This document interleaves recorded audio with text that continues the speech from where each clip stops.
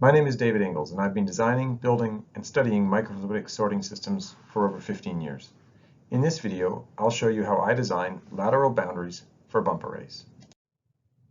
The method was published in the journal Microfluidics and Nanofluidics in 2019. You can find a link to this paper and some useful tools on my website. The tools consist of a MATLAB script and a standalone GUI.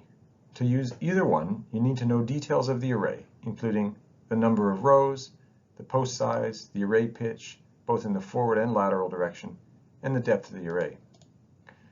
To create a suitable positive boundary, you need to do a special modification that's described in the paper. You need to increase the size of the last lateral gap. I'll show you an example on the next slide.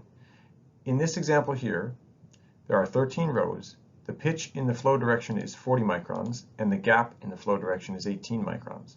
The pitch in the lateral direction is 45 microns, and the gap is 20 microns.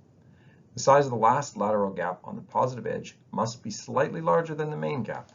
Here I've increased it to 24 microns. The normalized boundary gaps are shown in the plot and listed in the table below.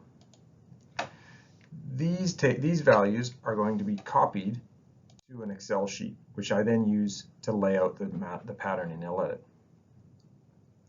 You can either take the values from the MATLAB script or from the GUI. Here you can see the modification to the last lateral gap where we've increased it in size. You can see what the array looks like as we've put one unit together, and you can see how it looks after the whole array has been stitched together and they can vertically stack up.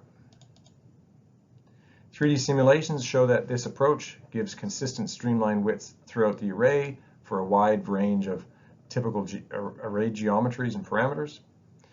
Thanks for watching, and don't be afraid to get in touch if you have any questions.